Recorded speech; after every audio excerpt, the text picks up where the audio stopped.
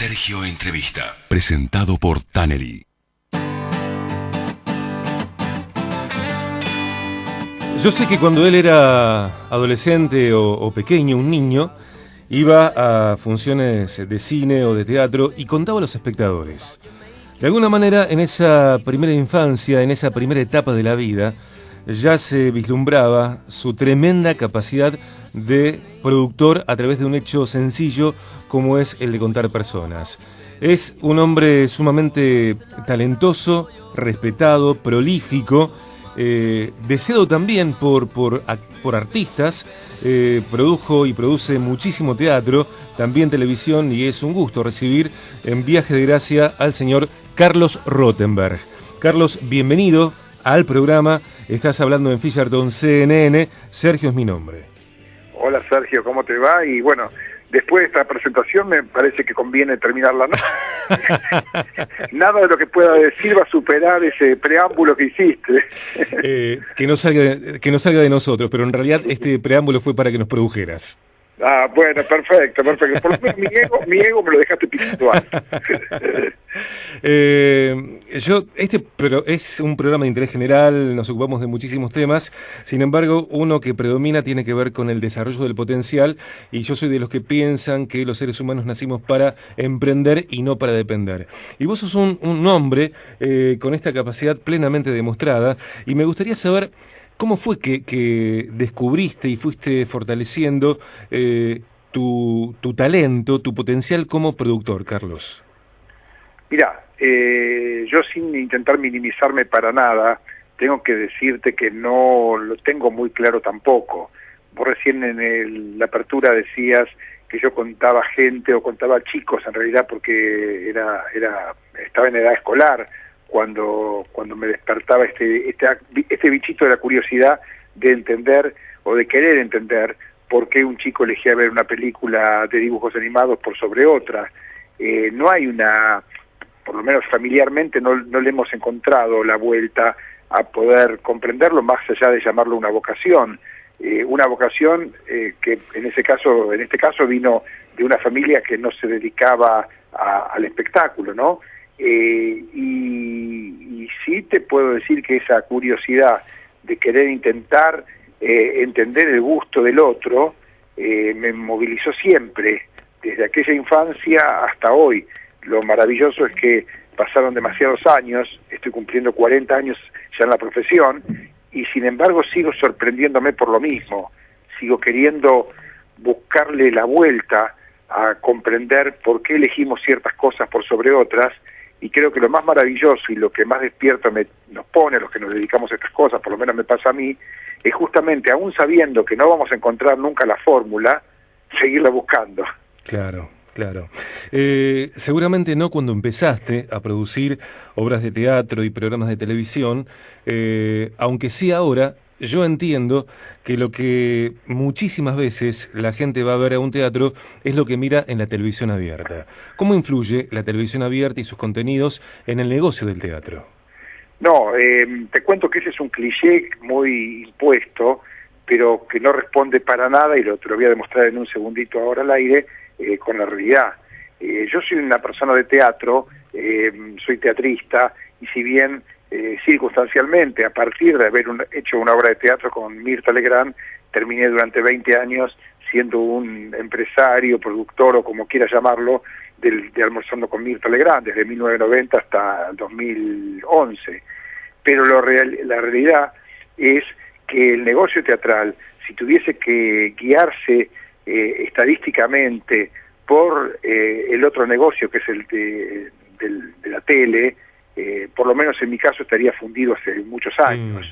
Lo que pasa es que, claro, lo mediático, justamente al propalarse más, termina haciendo creer que eso es lo que consume la gente.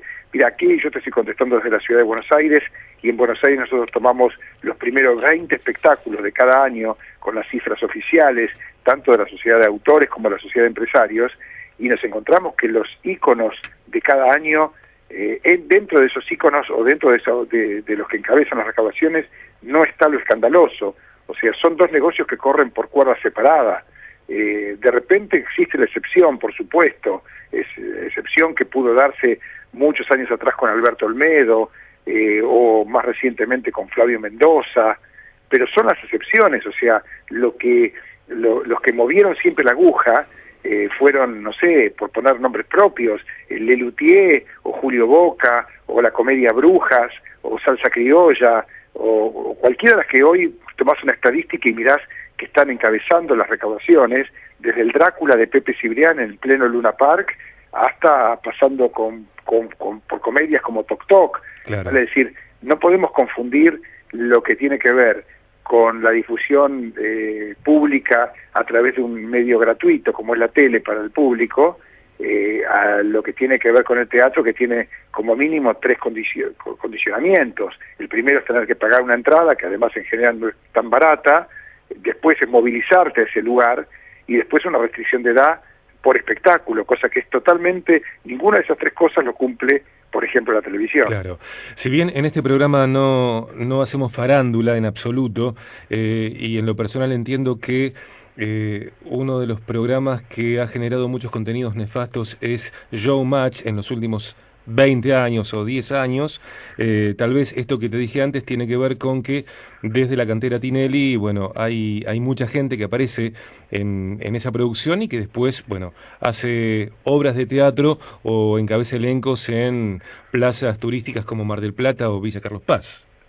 Sí, pero te repito, una cosa es lo que se diga y otra cosa es la realidad. Claro, claro. Y en la realidad, concretamente, mirá, yo en teatro hago de todo y tengo la ventaja entonces de conocer qué elige el público y de repente, te insisto, poner el título que quieras y buscamos la respuesta y con nombres y apellidos. Insisto, son 2 negocios que corren por cuerda separada. Lo que pasa es que, claro, son tantas horas de pantalla que de repente va a tener justamente un mediático y no lo va a tener Pepe Soriano, Mauricio Daillou, que terminás en un momento creído que realmente eso es lo que está pagando el público en las boleterías. Entonces, claro. Hay una frase de un viejo actor que falleció hace rato, que fue Alberto Closas, que a mí me gustaba cuando lo escuchaba decir: a mí dame un teatro con 10 filas ocupadas, pero toda la vida. En definitiva es una metáfora de las trayectorias, ¿no?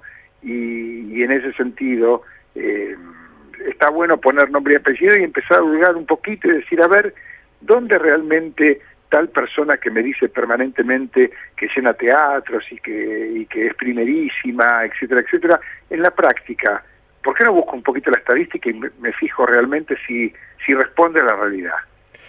En Viaje de Gracia, aquí en Fisherton CNN, estamos hablando con Carlos Rothenberg, un productor, uno de los más prolíficos de la Argentina, quien además de ser productor de teatro y de televisión, también es un hombre productivo. Sergio Entrevista es presentado por Tannery. Carlos, ¿cuándo vas a comprar un teatro, una sala aquí en Rosario? Mira, en Rosario es una de las ciudades que tienen más lindas salas teatrales del país, y esto no es un cliché, surge de la realidad. Y digamos, cada uno, viste, que se especializa en alguna zona. Yo por lo menos soy de los que no creen, o mejor dicho, creo mucho en aquello de que mucho abarca, poco aprieta. Entonces es un placer cuando se hacen giras por Argentina, y Rosario, te imaginas que es uno de los bastiones de las giras en Argentina. Pero yo particularmente trabajo en Buenos Aires y Mar del Plata, y eso tiene que ver con la capacidad de trabajo, económica, etcétera, etcétera, de cada empresa, ¿no? Así que, así como tenemos colegas que se especializan y trabajamos, mantenemos contacto a diario en Rosario, como con otros lugares del país, bueno, yo trabajo en otro lado, que es Buenos Aires y Mar del Plata. Claro.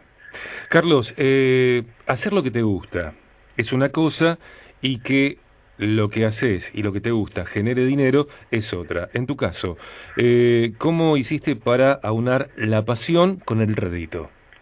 Mira, yo sé, así como mucha gente lee en nuestra actividad los libros de teatro, yo siempre, a mí me gusta decir en la empresa que para ser fáctico hay que leer los libros de teatro, pero también una vez por día, con el rabillo del ojo, leer el libro de banco. ¿Por qué digo esto? Porque uno de los secretos, me parece, del rol del empresario, del productor, no es solamente, digamos, jugar a la utopía del espectáculo en nuestra actividad, como debe ser en otras, pero yo hablo del teatro porque es la que desarrollo, pero también llegar a la realidad sabiendo que todos los compromisos que uno va asumiendo hay que honrarlos concretamente pagándolos. Y por eso me parece que hace falta en el rol del empresario tener un costado artístico desde ya, porque si no es muy difícil. Si uno no comprende que nuestra materia prima son seres humanos, que no vendemos algo tangible, no vendemos ni comida ni pantalones, no fabricamos ballenitas cuando fabricamos contenidos. Pero por otro lado hace falta tener una cuota de realidad numérica como para saber que todo ese engranaje va a tener un costo alto y también que va a tener unos ingresos que tienen que estar atados a ese costo para supuestamente tener utilidad cuando acertamos y perder lo menos posible cuando equivocamos. Con esto que quiero decirte que es una conjunción, en definitiva, que como yo la vengo haciendo hace tantas décadas, me sale sola a esta altura por oficio, pero reconozco que cuando hablo con productores que recién comienzan, nunca dejo de hacerles observar este detalle de no quedarnos solamente con el mejor texto o con el mejor elenco y también poner en un ratito de cada día entonces la cuenta al lado como para saber si vamos a poder honrar y cumplir esos compromisos. Entiendo que a través de los años y con el prestigio que sembraste y que cultivás y con la capacidad que tenés para generar muy buenas producciones y repercusión, te habrán ofrecido desde distintos partidos la posibilidad de participar en política. ¿Por qué hasta ahora eso no sucedió? No, mira, yo soy un defensor de la política porque creo que todos hacemos política en los actos de cada día y también hace política aquel que dice yo soy apolítico o no me interesa la política. Es también una manera de hacer política. Pero en ese sentido, mi política, si vale el término, a mí me gusta decir internamente, un poco en broma, yo estoy afiliado a un solo partido, que es el Partido Teatral, y me ha ido bien, digamos, en ese partido teatral, y cuando digo me ha ido bien no me estoy refiriendo específicamente a lo empresarial del rubro, me estoy refiriendo a que estoy convencido que el teatro, aunque quede mal dicho, quede marketinero puesto en boca de un empresario, yo estoy convencido que el teatro le hace bien a la gente, y la mejor demostración es que siempre, y en los momentos que socialmente hizo falta, el teatro estuvo presente. Yo sigo defendiendo aquel ícono del 81 que fue Teatro Abierto, donde, por ejemplo, cuando no se podían decir cosas de otra manera, democráticamente, por ejemplo, hubo una unión de tantos autores y talento de actores, etcétera, etcétera, directores, y poder dar una respuesta contestataria desde los escenarios. Como esa, por ejemplo, que es, insisto, un ícono para mí de la democracia en épocas de dictadura, yo creo que el teatro estuvo presente, está presente cuando se trata de teatro por la identidad, o está presente cuando se hace, como la semana pasada, una campaña a favor de la Fundación Huésped y todo lo que tiene que ver con el HIV. Quiero decir con esto, que el teatro va más allá de la obra teatral que se ofrece y del lugar de esparcimiento que es, y está bien que así lo sea para el público. Me parece que una manera de hacer política es hacer teatro. ¿Te parece que Cristina Kirchner es una oradora, además de presidenta, ¿no? Pero específicamente en su rol de oradora, sobreactuada?